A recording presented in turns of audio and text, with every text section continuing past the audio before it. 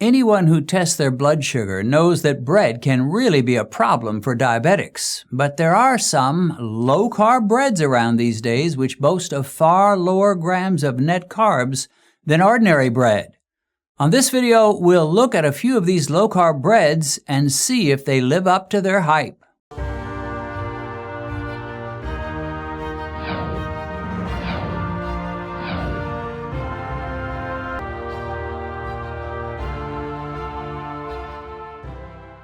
I have here before me 4 different low-carb breads. One is from Brahms. This one here is called Original Recipe Carb Watch Bread. One is from Nature's Own, which is one I've been using for years, called Double Fiber, Nature's Own Double Fiber Bread. And these two are sold at Aldi stores. Now, these are some of the lowest carb breads you can find in America. And from what I've heard, many of you that live in UK, Australia, and Canada can also get low-carb breads at your grocery stores. Now, if you live in Africa or India or many other nations, you may not have access to these kinds of breads in your stores or markets, but later on I'm going to give you some suggestions for ways you can enjoy occasional bread and still make it work for you, even if you can't get these at your store or market. Now, I have deliberately chosen breads that can be purchased at local grocery stores. I am fully aware you can order all kinds of low-carb breads online, but the problem with these is they are exorbitantly priced. Often you'll pay over $10 for a single loaf of bread, and by the time you pay for shipping, you may be paying $14 or $15 for a loaf, which to me is highway robbery. If I were a millionaire, which I'm not, but if I were, I still wouldn't pay for bread at that amount. It's just wrong for these companies to take advantage of people like us who are desperately looking for low-carb bread and then charge these kinds of prices. It's just plain wrong. Now, before I go any further, let me say that diabetes and bread just don't exactly mix very well. I don't feel that anyone who's diabetic, pre-diabetic, or simply has diabetic tendency and doesn't handle carbs well should be eating bread every day, even the low-carb versions. And if you're in phase 1 of beating diabetes, that is, you're in your 3-month crash diet to bring your sky-high blood sugar down close to normal, you'd be far better off not eating any bread at all. But if you've already passed that phase and you have an A1C in the 5s and you've been there for a while, you can probably get by with eating an occasional piece of low-carb bread. And I have to be honest, I do that sometimes. I've had an A1C in the 5s for years, many years, and I can eat low-carb bread at times and still keep my spikes low, and my A1C doesn't seem to suffer much. So, for those of you who are not willing to say goodbye forever to every form of bread, I wanted to do this program. Actually, most of the tests involving the bread have already occurred. Over the last couple of days, I've been eating some meats with one slice of these different breads to see how they work with me, particularly in terms of my glucose spikes.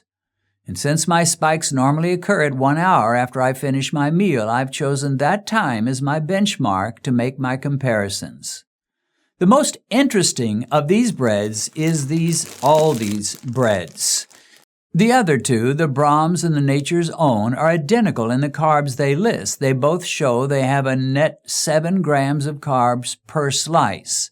The interesting thing is, Brahms calls its bread Carb Watch Bread, and Nature's Own doesn't say a thing about the carbs. It just says it's double fiber, but the reality is it has the lowest amount of grams of carbs you can normally find on a grocery store. That is, until these new kids on the block came along, the Aldi breads, which are lower still. Now, according to experts, most experts anyway, fiber carbs do not raise blood sugar. They just don't affect blood sugar. And that seems to hold true for most of us, but not all of us. I've heard from a number of people that tell me even fiber carbs raise their blood sugar. Now, as far as I can tell, that's not the case with me. Usually I can deduct the fiber grams of carbs from the total carbs and get a pretty accurate idea of how a food is going to affect my blood sugar. So, the 7 grams of net carbs for the Brahms and the Nature's Own brands is pretty good. If a single slice of these breads is the only major source of carbs, my blood sugar should not come anywhere near my official limit that I've set for myself of 140 milligrams per deciliter as a spike, as long as I don't introduce any other fairly high-carb food in my meal. The other day, when I ventured into an Aldi store, and after doing some searching, I discovered they had some of their low-carb bread in stock. I had tried once before, and they had none, and they weren't sure if they'd ever get it again. But this time I found it, and I was elated. This bread, according to the Nutrition Info, is the mother of all low-carb breads, at least that you can buy in a store. I've never had a bread that boasted of 0 grams of net carbs.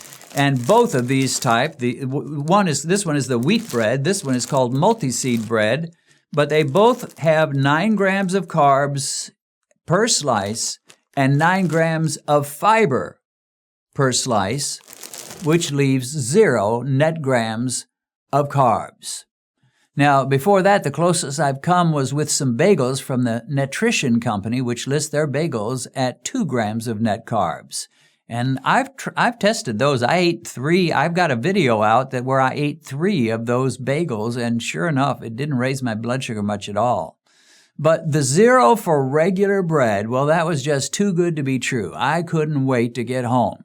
And in fact, almost as soon as I got home, in my next meal, I made myself a hamburger patty, placed it on one slice of the Aldi low-carb bread, topped it with some picante sauce, lettuce, and a tomato. And to complete the meal, I had a slim, fast fat bomb with a few peanuts as a side dish. Now, I was thinking that with all these low-carb items, there wouldn't be hardly any blood sugar rise at all, but I was disappointed. My glucose before the meal was at 109, which is surprisingly high for me, but after the meal it had risen to 117. Now, that's not terrible, but for a bread which boasts of 0 net carbs, and the other ingredients were very much low carb, I didn't think I'd be anywhere close to the 120s. I was kind of hoping my glucose would actually go down a bit, but that wasn't at all the case. At another meal, I tried repeating the test, but this time with no fat bomb and no peanuts, just in case the rise was from them. But amazingly, my glucose peaked higher this time than previously, hitting 122. One thing that may have played a factor is that I was sleepy and took a 30-minute nap before my alarm woke me up, and I tested myself, and it seems like some of my highest blood sugar readings have come after I napped. So perhaps the slowdown of my body's processes that happen when I sleep has caused me to process the carbs less efficiently. Yesterday, I decided to do 3 more tests, one for breakfast, one for lunch, and one for dinner. For breakfast, I toasted a piece of the Brahms low-carb bread and fried a piece of ham and an egg, and so I had a homemade breakfast biscuit. It was tasty, and I enjoyed it with my morning coffee. Before the meal, I tested at 88, and 1 hour after eating, my glucose had risen to 104 with the Brahms bread, and I was satisfied with that. For lunch, I made a BLT, a bacon, lettuce, and tomato sandwich. It tasted great. This time, I used Nature's Own double fiber bread. Again, just 1 slice, no top piece. Yeah, that's a little messier that way, but I don't mind getting my fingers a little bit messy, and it cuts my bread carbs in half. Before my BLT, my glucose read 98, and 1 hour post-meal, it read 108. So a 10-point rise with the Nature's Own double fiber bread. And again, I was pretty happy with that. With a BLT, apart from the bread, there just aren't a lot of carbs. The lettuce has next to nothing, the mayonnaise has no carbs, and the bacon, as long as it's not sweetened with sugar, has virtually no carbs. For my dinner, I went vegetarian, at least the kind of vegetarian that allows himself some cheese. I used a couple of fairly thick slices of cheese for a base on top of the toast, once again trying the Aldi 0 net carb bread.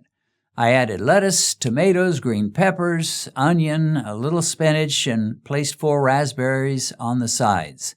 I wasn't sure I would get filled up, but it actually was pretty filling. One might assume that with 0 net carb bread there wouldn't be much of a glucose rise, but there was one.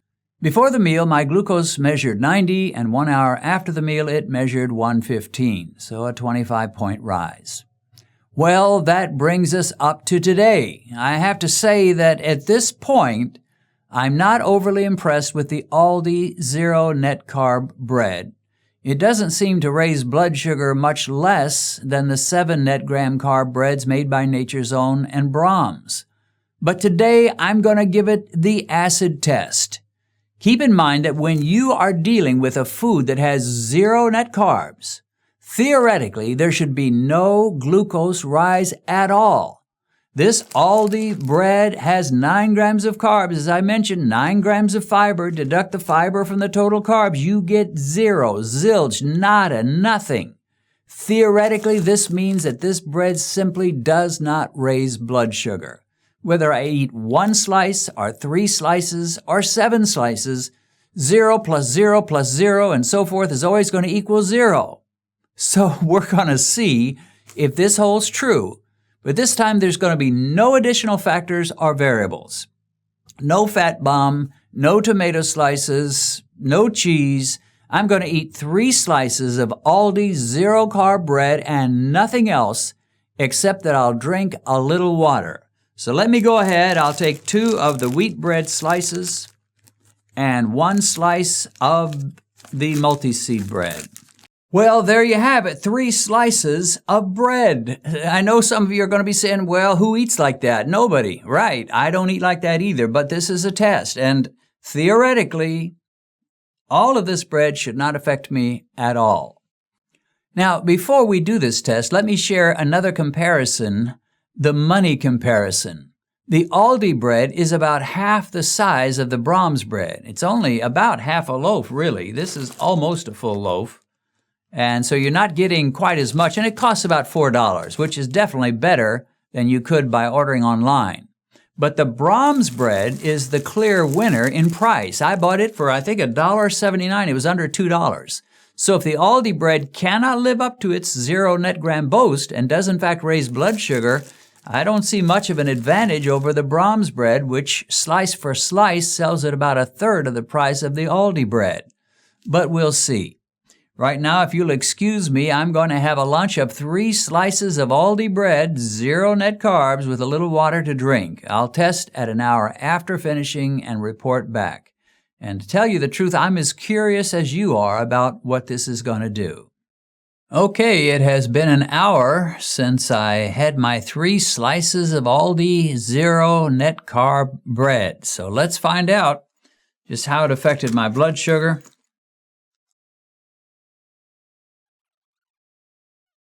Whoa, 143. Now that's way too high for bread that's supposed to be no net carbs at all. Obviously something, whatever it was in that bread, was affecting my glucose, which is what I kind of expected. Well, I'll come back with some concluding thoughts in a little bit. So what shall we say to all this? There must be some kind of ancient proverb that applies here, right? Every dog has its day? No, that wouldn't work. Penny saved is a penny earned? No, I don't think that would really apply.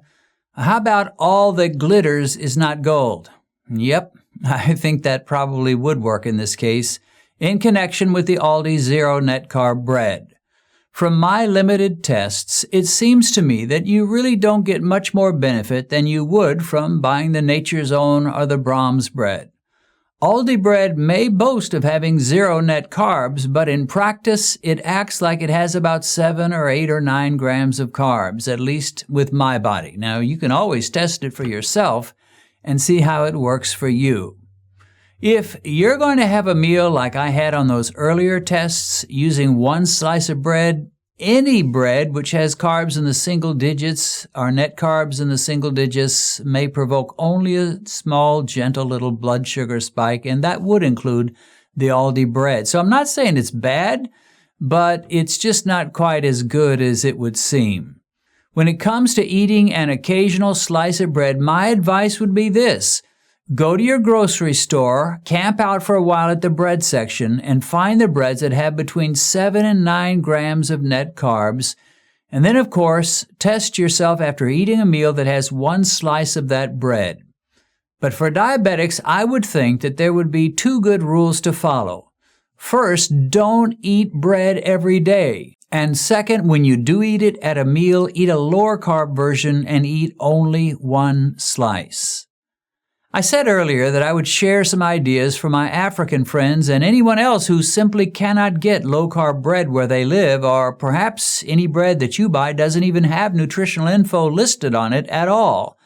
I've been to African markets, and you can be sure the foods they sell in those markets have no nutrition information labels on them. So what can you do? Well, here are 3 suggestions. Number 1, you can make your own low-carb bread. Type in keto bread on YouTube or Google, buy the ingredients, and make it yourself.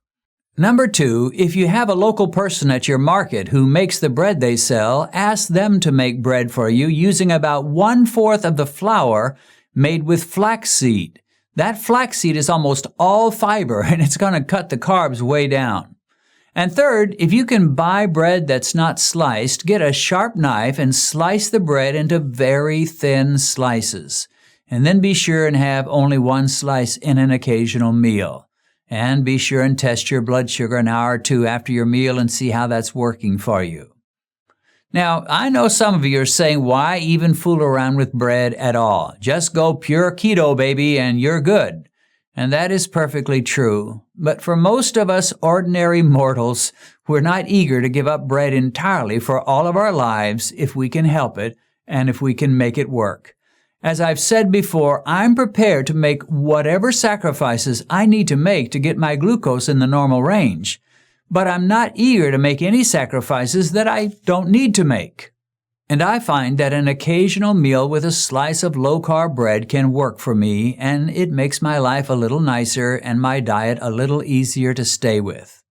Okay, that's it for now. Hope you found this helpful. If so, give it a thumbs up so YouTube will recognize its value and promote it to other diabetics who are desperately seeking answers. And consider subscribing to this channel and then click that little bell icon. That way you'll be notified every time we post a new video. God bless. See you again soon.